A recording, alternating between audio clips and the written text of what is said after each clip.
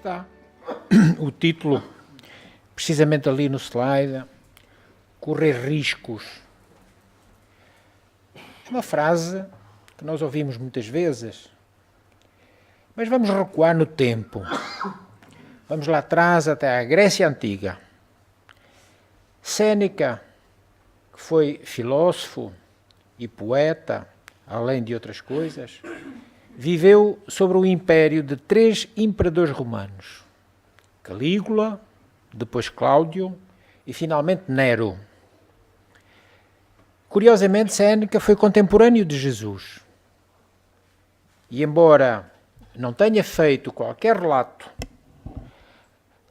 significativo que anunciasse o despolutar de uma nova e poderosa religião, o cristianismo, segundo São Jerónimo, teólogo e historiador, sendo mais conhecido por ter traduzido a Bíblia para o latim, conhecida como a Vulgata, ele disse que Séneca teria trocado correspondência com Paulo, o apóstolo, porque Paulo tinha cidadania romana. Este Paulo também conhecido por Saulo.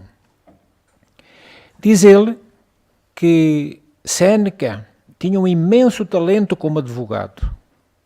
E isso valeu-lhe a inimizade do imperador Calígula. Sobre o império de Cláudio, depois a seguir, ele foi exilado. Foi exilado para a Córcega durante 8 anos. 8 longos anos.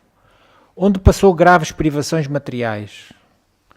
Mas foi chamado de volta a Roma por influência de Agripina, a mãe de Nero, de quem ele depois acabou por ser tutor durante algum tempo. E durante esse tempo, Séneca conseguiu exercer uma influência benéfica sobre esse jovem imperador que nós sabemos de triste memória.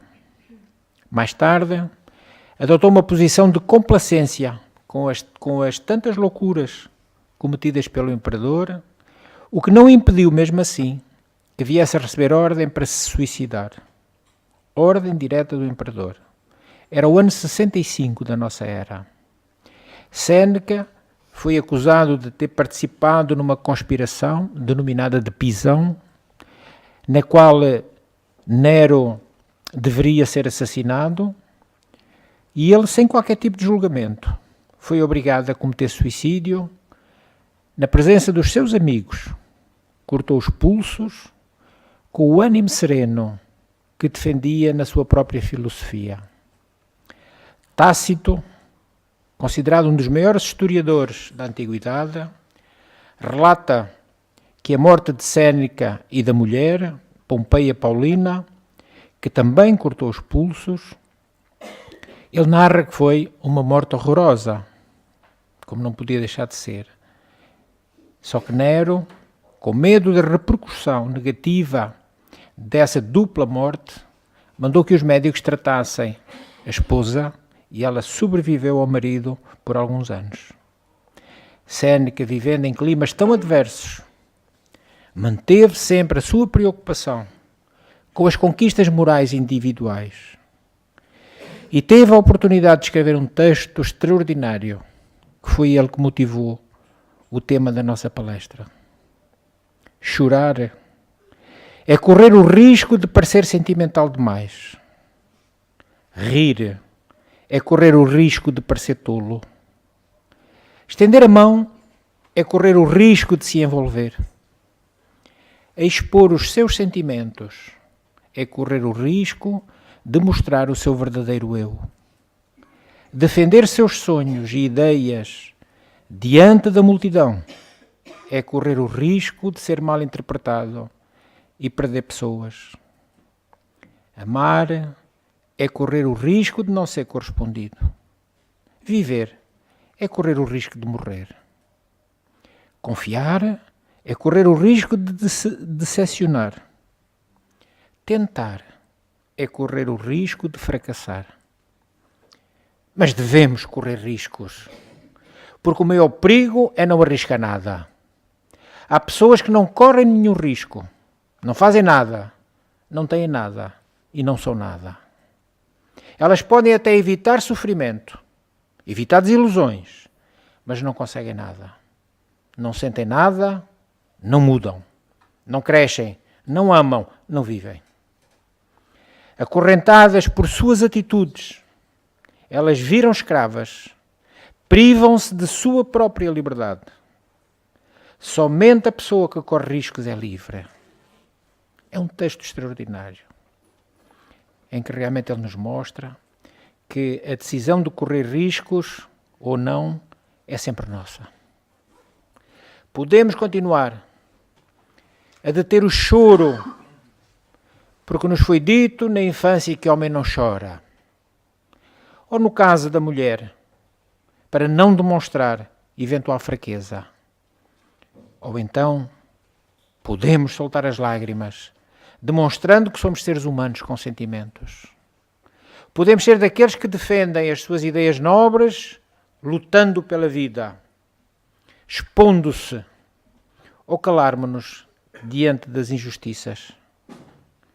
Podemos alistar-nos no movimento pela vida, expondo a nossa opinião contra a eutanásia, a pena de morte, o aborto, ou simplesmente continuarmos calados e permitindo que tudo vá acontecendo sem nos preocuparmos.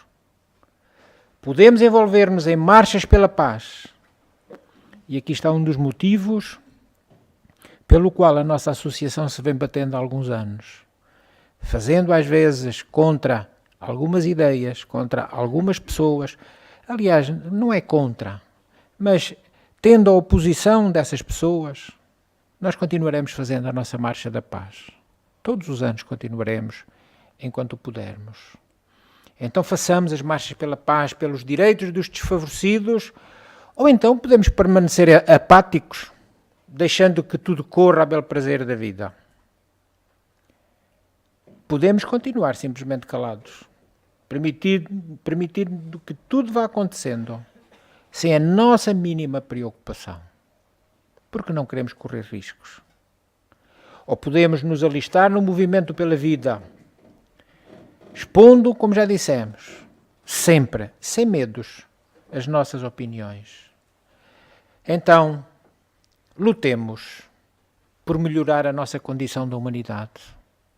Lutar no bom sentido, exemplificando o melhor que pudermos, burilando as nossas paixões, vencendo a nossa acomodação.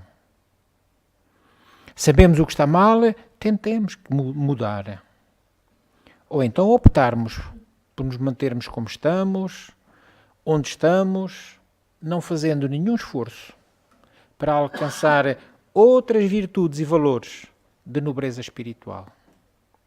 A decisão é sempre individual e intransferível. Ninguém pode obrigar ninguém. Agora podemos e devemos tratar de nós próprios. Os espíritos fomos criados por Deus com um grandioso objetivo. O maior de todos. A perfeição. Virmos um dia a ser espíritos puros. Atingirmos a angelitude. Para então ficarmos mais perto de Jesus. E a caminhada é longa. Longa e tortuosa. A escolha do caminho ou a velocidade com que se deseja andar é da responsabilidade de cada um de nós. Optarmos então pelo crescimento ou aguardarmos ser arrastados pela lei inexorável do progresso e da evolução, isso é um problema de cada criatura. Mas quem deseja alcançar antes a felicidade, idealize mudanças desde hoje. Mudar hoje um pouquinho, amanhã outro, depois outro, e a pouco então nós irmos adiante. Porque as oportunidades nos continuam sorrindo. E as oportunidades que Deus nos concede são abundantes.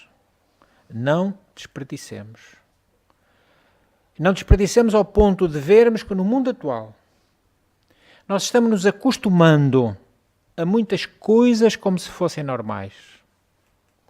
Aceitamo-las sem querer correr o risco de as mudar. Estamos acostumados a morar em apartamentos sombrios, sem outra vista que não seja a das janelas meio empardadas, e porque não temos uma bela vista, logo nos acostumamos a não olhar para fora. Porque não olhamos para fora, logo nos acostumamos a nunca abrir os cortinados, o que nos leva a acender as luzes mais cedo para termos luz. Com isso, vamos esquecendo o sol, o ar, vamos esquecendo a vastidão do horizonte. Estamos acostumados a acordar de manhã em sobressalto. Em sobressalto porque quase sempre acordamos tarde. Tomamos o café correndo e porque estamos atrasados, se às vezes ainda queremos passar os olhos pelo jornal, o fazemos enquanto comemos para não perder tempo. Estamos acostumados a comer sandes porque não há tempo para almoçar. A sair do trabalho porque já é noite. E a dormitar no sofá porque estamos muito cansados. Deitamos tarde, dormimos mal, sem ter vivido inteiramente o dia. Estamos nos acostumando a abrir os jornais e a ler sobre a guerra, os mortos que ela produz.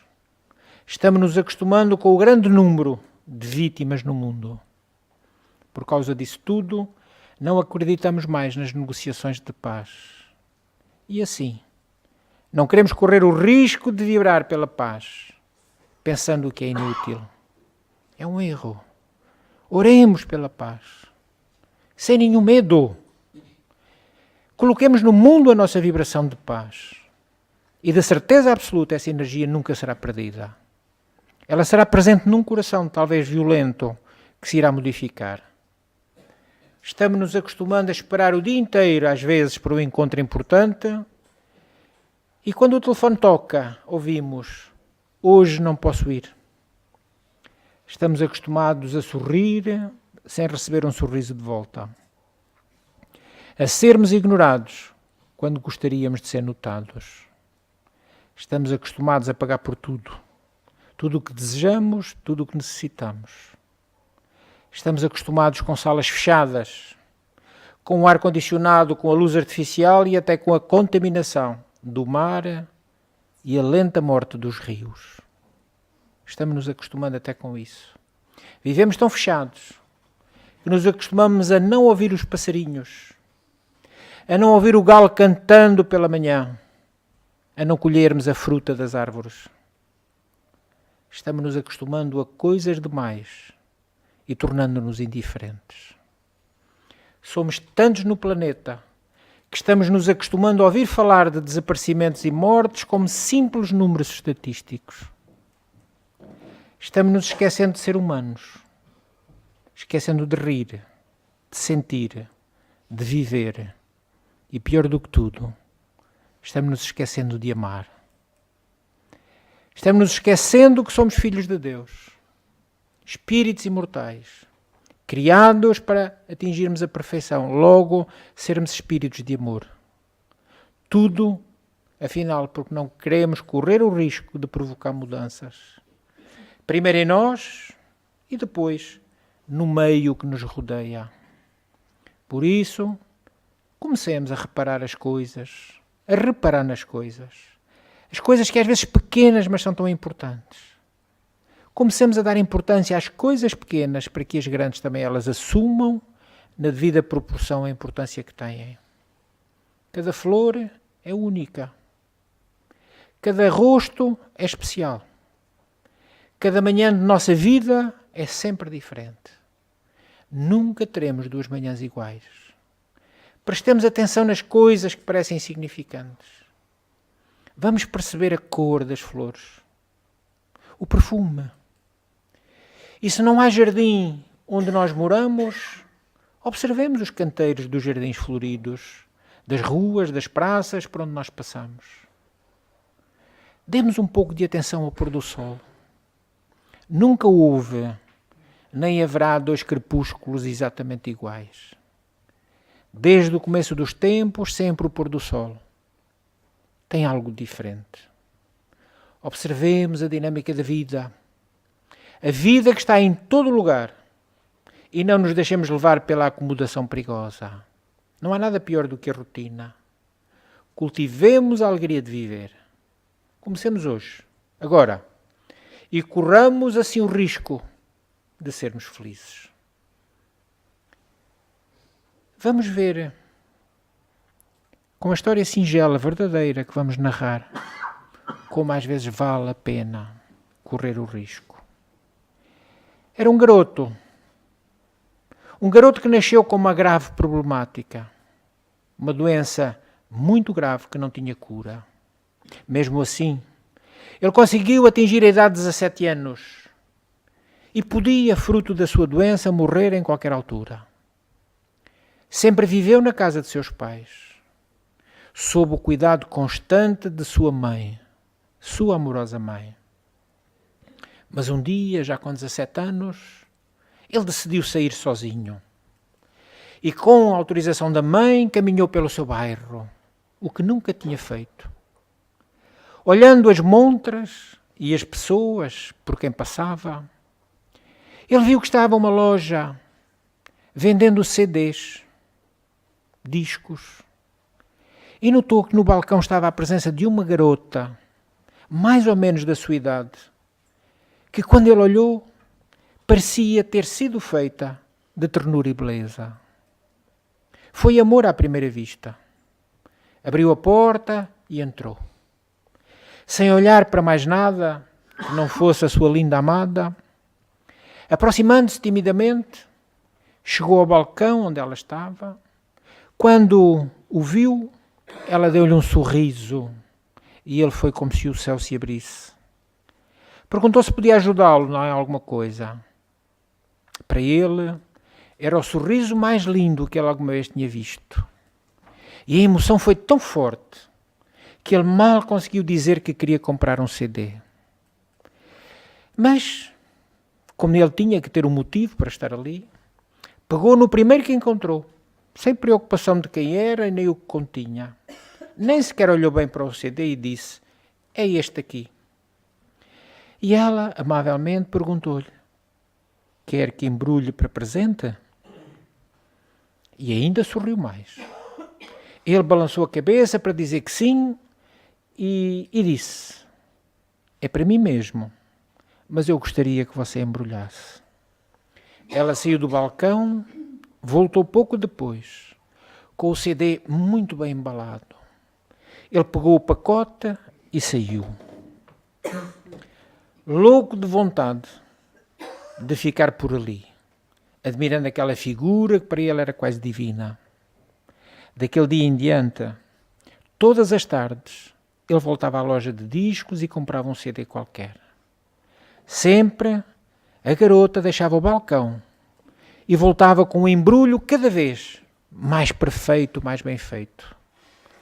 E esses embrulhinhos ele ia guardando, uns ao pé dos outros, no roupeiro do seu quarto, sem sequer os abrir.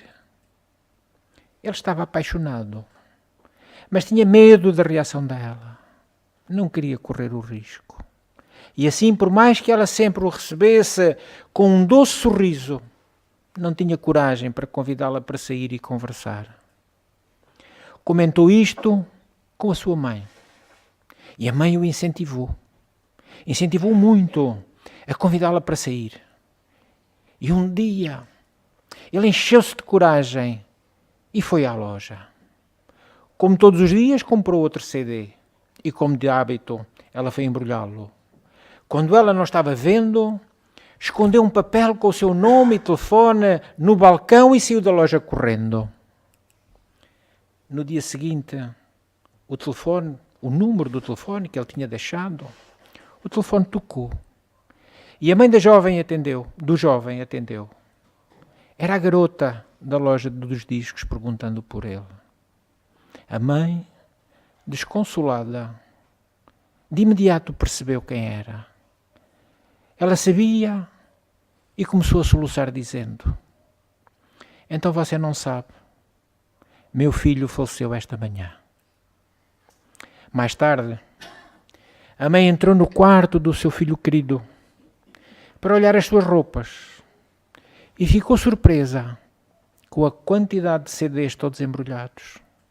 Ficou curiosa e decidiu abrir um deles. Ao fazê-lo, notou um pequenino pedaço de papel onde estava escrito: "Você é muito simpático, não me quer convidar para sair? Eu adoraria." Emocionada, a mãe abriu outro CD e dele também caiu um papel que dizia o mesmo assim: Todos quantos ela abriu traziam uma mensagem de carinho, a esperança de ter conhecido melhor o seu filho. Assim é a vida. Não esperemos demais para dizer a alguém especial aquilo que nós sentimos.